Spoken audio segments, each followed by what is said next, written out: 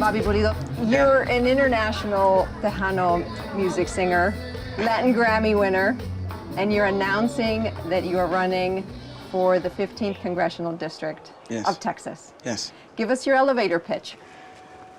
I want to be a voice for my people. I feel like I really do represent the values of the district. I don't have to fake anything, but I do think that the system is really hurting people. I mean, health insurance is my big thing because I don't have it. I feel ashamed to say that I have to go to Mexico to get health care.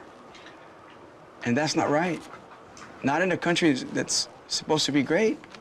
You should be able to have affordable health care. I think the other is immigration. I feel real bad for the people because I feel like both parties haven't made a concerted effort to really make it a priority to have comprehensive immigration reform. It just seems when they have the majorities, they have other priorities. And it gets kicked back and forth like a political football. You're a father of four, you're a husband, you have a family. Yes. You have money.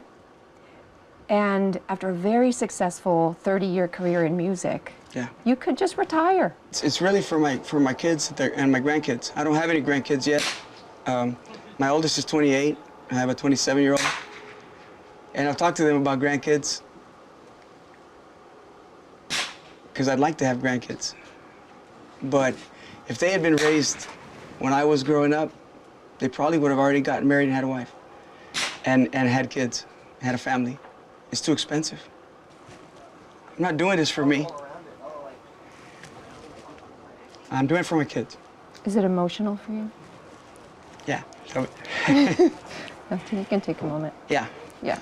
I could tell it's emotional for you. Yeah. Yeah. Just, it breaks your heart to hear your kid say, I don't know what's coming, Dad, because I can't afford it. And I'll be honest with you, I'm the type of father that I'll raise my kids and teach them the value of hard work. So I don't spoil my kids. I don't tell my kids don't drive fancy cars, and I don't tell my kids don't worry about it, you know, spend my money. I tell them, you know what, I'm gonna teach you how to make your own money and get out in the world. But right now, even when they're trying to work hard, it's hard. So you're doing it for your kids, for the future. Absolutely. For the future of your kids. Absolutely, yeah. How do you respond to critics who might say, Bobby Pulido's a singer. Yeah. He doesn't have the credentials to serve in Congress. What would you tell them? I don't blame them for saying that. That's why you campaign. And that's why you talk about issues, to let them know that you actually are smart, that you actually know about what you're talking about. And I think I do provide a very unique perspective because I'm not into that. And I don't have to do it. But it is service. It truly is. You know, it's a big pay cut. Yeah. But you know, if you happen to win, you know, but I just feel like it's worth it. You're running as a Democrat. How would you describe your political philosophy? I've always been a Democrat. Like many people in the rally, we're very culturally conservative. Religion is a big part of our lives. You go to any house, Hispanic household for the most part, and you see a cross in the house, or Virgen Maria in the house. And I feel like, as a Democrat, we've kind of gone away from our faith. And believe me, I don't like to mix religion and government and things like that. But I think that if that's a part that molds you, you shouldn't shy away from it.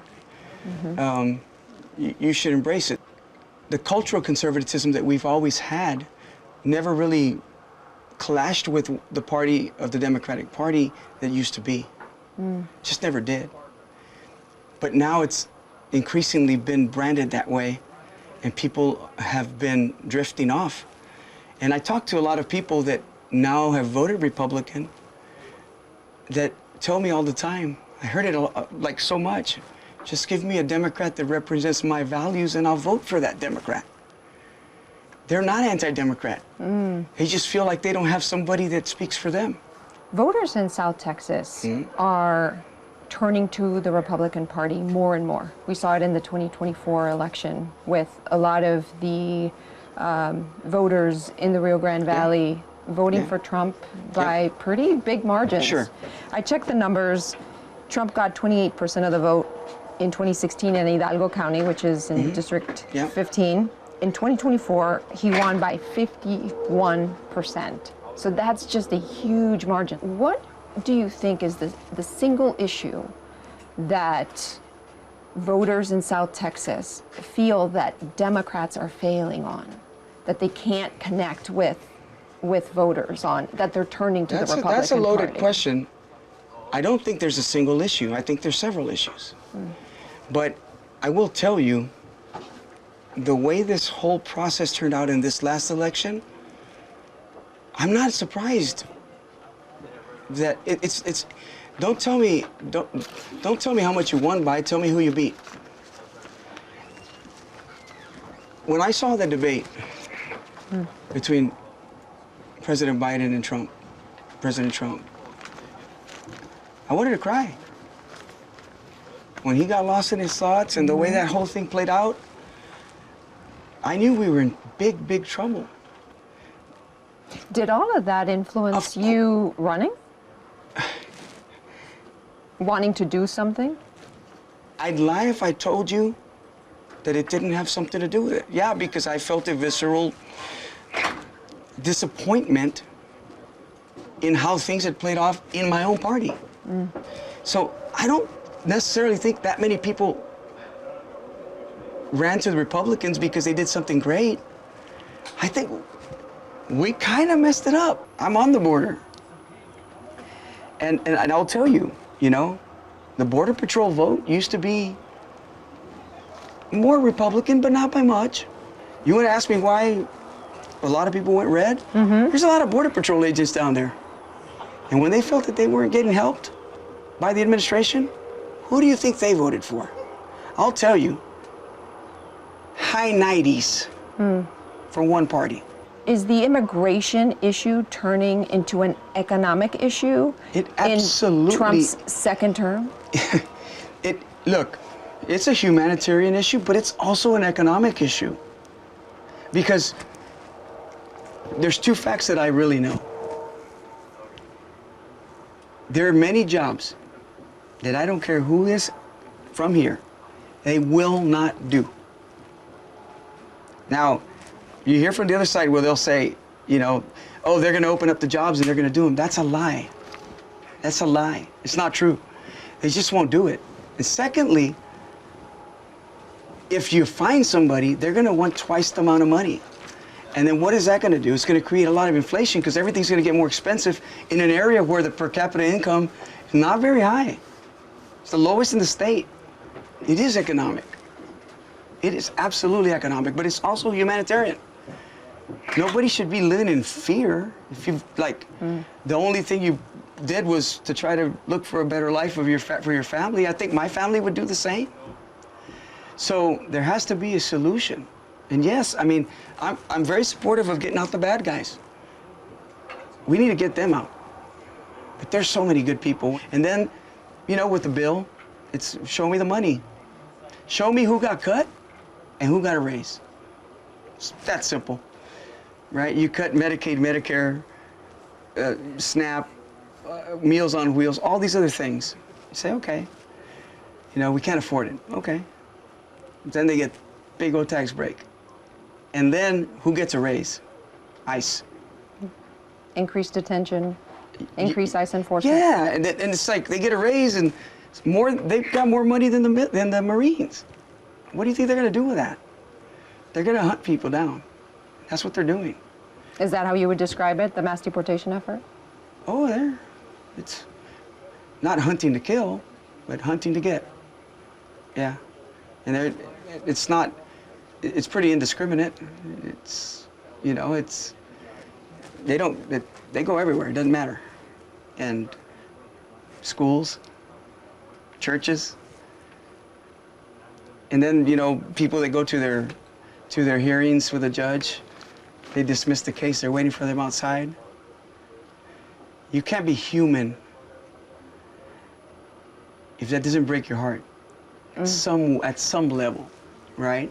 And say like, really? Is that what's missing in this, the humanity part of it? I think it is. I think there's a lack of empathy when it comes to that. You were mentioning you don't have insurance. A lot of people in the Valley don't have insurance. They go to Mexico for medical care. In Hidalgo County, which is in the 15th Congressional District, the poverty rate is 27%. Yep. You talk about the cuts to Medicaid, Medicare, SNAP. It's going to affect a lot of people. Would you say that Washington is not working for people in South Texas, that it's not working for the people of the 15th Congressional District? It absolutely is not. But the problem is they have campaigned on other issues that has distracted the people from that. So they think of other things instead of thinking of that. And it's a big distraction. And they've been very successful at getting you to think about other issues. Say, look, this is what. So you go, well, I guess I'm going to vote that way. So you're saying Republicans are really good at of course. Distracting. Here's another shiny object rather than focusing on what actually impacts their lives. Of course, and they've been very effective at it. Extremely effective. What I believe Republicans have been successful at is telling the middle class, the reason why you're barely making it is because of those poor people. It's all their fault. And, you know, I'm in a high tax bracket, and I have to pay a lot of money in taxes. And like everybody else, I don't like it, but I do it. And when I see that there's billionaires that sometimes pay, like the president himself, that paid $700, that bothers me. Describe exactly what you would actually do, because I almost feel that when you talk immigration reform, there's two aspects. Yes. There's the immigration policy, and then there's immigration enforcement. And I think that's where sometimes people get a little confused, because there's reform where, okay, what are you going to do with people coming in for asylum or asking for asylum or worker programs? And then there's the enforcement side, the ICE side, what we're seeing a lot right now. No doubt. Look, the biggest problem is getting it before. The people are not incentivized to do it legally. The legal path has not changed. The legal number has remained the same. So I hear people going, I'm just for legal immigration, do it the right way. But I know people that have been waiting 20, 25 years. And we talk about a declining birth rate. There's a lot of people now that are not paying into Social Security, and it's going insolvent. We need immigration. We need people to come and pay into the Social Security to make this keep going. Because I'm not going to be able to collect any Social Security money at the pace that it's going if something doesn't change. And so I do know this. I don't know a lot, but I know that the average person pays the cartels $5,000 to $8,000 to cross them through Mexico.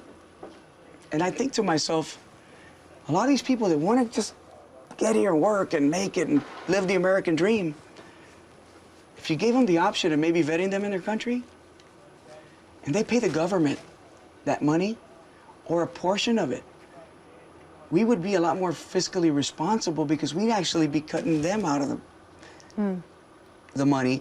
They wouldn't have to go through threats of rape or violence, and we would solve our problem. So you would establish legal pathways. Of course. And on the enforcement side? You got to enforce it, okay? But I do think that there should be safe spaces. If you're somebody that's working, you can't hurt business. Right now, I'm telling you, I have met with lots of builders in the Rio Grande Valley that don't have crews. And that's a problem. And they won't be able to sustain this much longer. And I'm talking about not even by next year. This needs to get fixed soon. And it's a ticking time bomb. I see it happening, the complaints, and they're like, gosh, man, I don't know how I'm going to do this. That's only going to be for so long. And so I think it's very important. Again, it's important for our economy. It's also important for our humanity. But I do think that the asylum process needs to be revisited and revised because it's antiquated, and they haven't really done anything to fix that because it got used a lot. It's not a good look to see drone footage and see 10,000 people in a caravan. That's how you lose elections. We're really in this era of personality politics. We saw that the star of The Apprentice Yeah. has won the White House twice. Yep. That same president asked the Republicans in the state of Texas to gerrymander the state And they in said, the favor amen, yes, sir. of the Whatever you Republican want. Party. And they delivered. They delivered. yeah. They've gerrymandered the state. You have star power. You're well known. I don't know.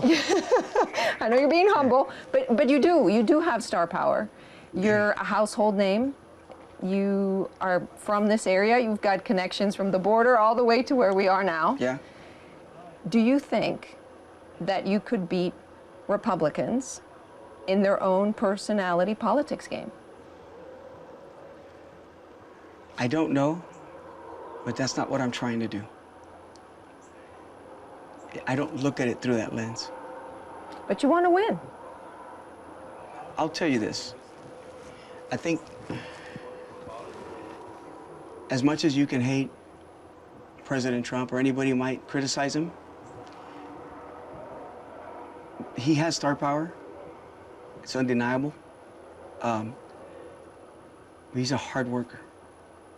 And he did rallies and rallies and rallies and rallies and rallies, and he worked hard. I think the biggest mistake that any public figure that might be somebody that's known can make is to expect to win on their name alone. And I don't think that's where I'm at. If not, I wouldn't be here. You know what I'm saying? I know exactly what you're saying. And so my mindset isn't that I'm the famous person or this or that. It's, I want to earn people's support.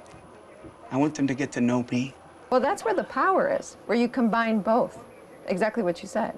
Where you combine the actual star power with the grassroots, Yes. working hard, Yes. being out in the different areas. Like we saw you, like we talked about the other day. You could have chosen to invite us to a really friendly Rio Grande Valley cookout. Oh, we would have had a lot of people. Yes. And you didn't take the easy route. No. You see what I'm saying? Like you gave the reporter the opportunity to see you in a place that's deep red, in a place that's Trump country. And I notice it as a reporter. He didn't take the easy route. I looked at the map and I said, I want to go. Doesn't matter how red it is. I want to go. And meet people. And that's going to be the blueprint. Will it get me there? I don't know. You know, like I said, I am the underdog. You know, by the numbers. But if the people decide that I'm not for them, I can live with the fact that I worked hard and did my best. But I know in my heart that it's very doable. So you've spent 30 years with the public, singing, very close to the public. The public loves you. Are you emotional about saying goodbye? Are you going to miss it? I haven't been emotional about that part of it. And I think the reason being is because when I made the decision, I made that decision to not look back, to look forward. And so I'm gonna miss the fans, right? Being on stage, performing. That's something that I will miss. But I know I'm making the right decision. I do. I have no doubt. And there's no regrets. And there won't be regrets regardless of what happens, right? I'm gonna put it in their hands and in God's hands. Like I did long years ago when I decided to leave college and sign a record deal. I did the same. And I remember having that discussion with my dad. He says, "You're not ready, son." I said, "Dad, I'm gonna let the people decide. I'm gonna let God decide. If they like what I'm doing," and I'm doing the same thing right now. I'm gonna put it in the people's hands. If they decide I'm their guy, then I'll be their guy. And if they don't, you know, then I'll have to see and reevaluate what I'm gonna do with my life. But I promise you that I have faith that regardless of what I do, God's gonna take care of me and I'm gonna be okay. Will you sing again? I don't know. If the people, you know, if the people want me here and they believe I best represent them, I'm perfectly comfortable never singing again.